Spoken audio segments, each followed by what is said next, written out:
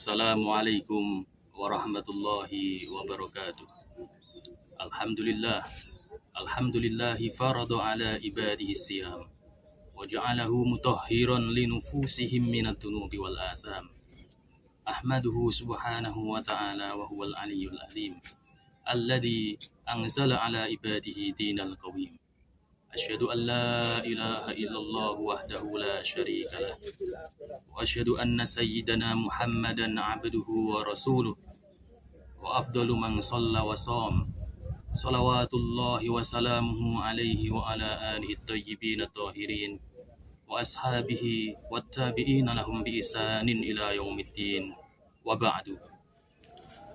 Para ikhwan akhwat yang dirahmati Allah, Allah subhanahu wa ta'ala menciptakan semua makhluknya dengan kuasanya. Dan Allah jugalah yang memuliakan makhluk di antara makhluk-makhluk yang lain, yang memuliakan manusia di antara manusia-manusia yang lain, yang memuliakan malaikat di antara malaikat-malaikat yang lain, yang memuliakan rasul di antara rasul-rasul yang lain, yang memuliakan waktu di antara waktu-waktu yang lain, yang memuliakan hari di antara hari-hari yang lain. Begitu juga Allah lah yang memuliakan bulan Ramadan di antara bulan-bulan yang lain.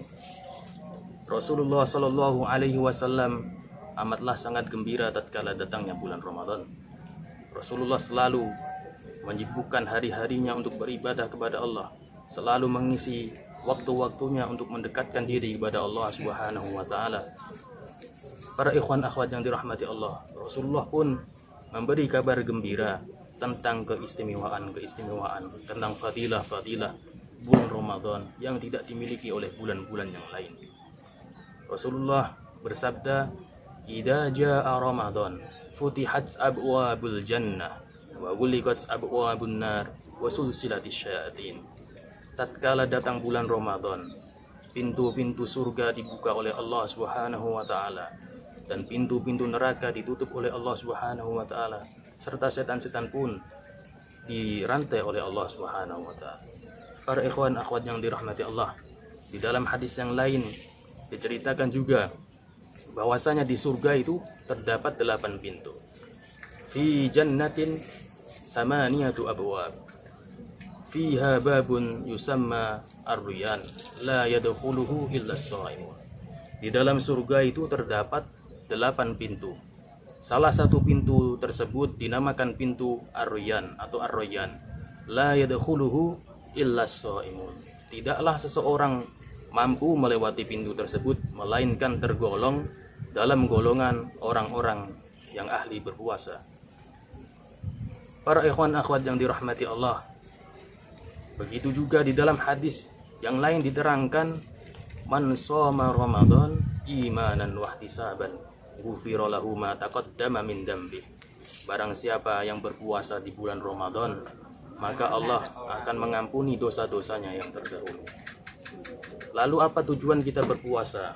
Wahai ikhwan akhwat yang dirahmati Allah, tujuan kita berpuasa tidak hanya supaya kita merasakan apa yang dirasakan orang-orang yang tidak bisa makan, orang yang tidak bisa minum. Tidak hanya sebatas itu. Akan tetapi tujuan kita berpuasa adalah la'allakum tattaqun, sebagaimana yang dikatakan oleh Allah di dalam firman-Nya, ya ayyuhalladzina amanu kutiba alaikumus syiyamu kama kutiba alal ladzina min qablikum la'allakum tattaqun. Wahai orang-orang yang beriman, diwajibkan bagi kalian berpuasa sebagaimana diwajibkan bagi umat-umat terdahulu. Dan tujuannya apa? La'allakum tattaqun, supaya kita bertambah ketakwaan kita kepada Allah Subhanahu wa taala. Jadi puasa ini tidak hanya diperuntukkan untuk umat muslim saja, tidak, akan tetapi diperuntukkan bagi semua umat, bahkan umatnya Nabi Musa, Nabi Ibrahim, Nabi Hud, bahkan orang-orang Yahudi, orang Nasrani dulu, umat-umat Nabi Isa, umatnya Nabi Musa juga melakukan puasa. Bahkan tatkala Nabi Musa hendak bertemu dengan Allah di Jabal Turi Sinai, beliau berpuasa selama 30 hari. Kemudian beliau sempurnakan puasanya menjadi 40 hari, barulah beliau bertemu dengan Allah dan mendapatkan wahyu berupa kitab Taurat. Para ikhwan akhwat yang dirahmati Allah Subhanahu wa taala, tidak hanya sampai di situ. Fadilah puasa, fadilah bulan Ramadan juga dijelaskan di dalam Al-Quran di mana bulan tersebut juga dinamakan bulan Al-Quran. Karena bulan tersebut juga Allah menurunkan wahyu pertama, wahyu terbesar yang diturunkan kepada Rasulullah SAW berupa Al-Quran. Syahrul Ramadan alladzi unzila fihil Qur'an hudan linnas wa bayyinatin minal huda wal furqan. Syahrul Ramadan ini Allah menurunkan Al-Quran yang menjadi petunjuk bagi seluruh umat manusia. Para ikhwan akhwat yang dirahmati Allah, di dalam bulan Ramadan ini juga Allah memberi kemuliaan berupa malam yang amat mulia, malam yang amat dinanti-nanti oleh semua umat manusia, malam yang ditunggu oleh semua umat muslim. Malam apa itu? Yaitu malam Lailatul Qadar. Inna anzalnahu fi lailatul qadr wa ma adraka ma lailatul qadr. Lailatul qadri khairum min alfi syahr. Tanazzalul malaikatu warruhu fiha biidzni rabbihim min kulli amr. Salamun hiya hatta matla'il fajr. Allah Subhanahu wa taala menurunkan Lailatul Qadar pada bulan ini. Apa itu Lailatul Qadar? Lailatul Qadar adalah khairum min alfi syahr, yaitu lebih baik daripada 1000 bulan. Coba kita bayangkan 1000 bulan. Kita beribadah satu malam saja itu setara dengan 1000 bulan. Kalau kita hitung dalam tahun itu kurang lebih ada 83 tahun 3 bulan.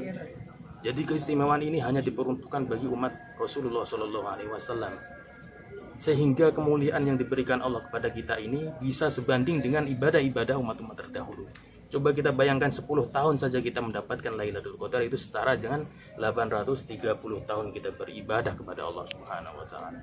Maka dari itu marilah kita bersyukur kepada Allah Subhanahu wa taala dengan karunia-karunia yang telah Allah berikan kepada kita semua, yaitu dengan diberikannya kita bulan Ramadan, bulan puasa, bulan Quran, sehingga kita bisa mendekatkan diri kepada Allah Subhanahu wa taala. Karena tujuan kita diciptakan oleh Allah Subhanahu wa taala adalah supaya kita beribadah kepada Allah Subhanahu wa taala, dan lebih tingginya lagi supaya kita menjadi orang-orang yang muttaqin, kita menjadi minal khasyin, orang yang takut kepada Allah Subhanahu wa taala. Dan tujuan daripada kita beribadah adalah la'allakum, supaya kita tattaqun, liya'rifun, supaya kita ma'rifat kepada Allah Subhanahu wa taala. Mudah-mudahan puasa kita, ibadah kita diterima oleh Allah Subhanahu wa taala. Mudah-mudahan kita digolongkan minal muttaqin, minal khasyiin, minas shaimin. Amin Allahumma amin. Aqulu qawli hadza wa astaghfirullah li wa lakum. Summa assalamu alaikum warahmatullahi wabarakatuh.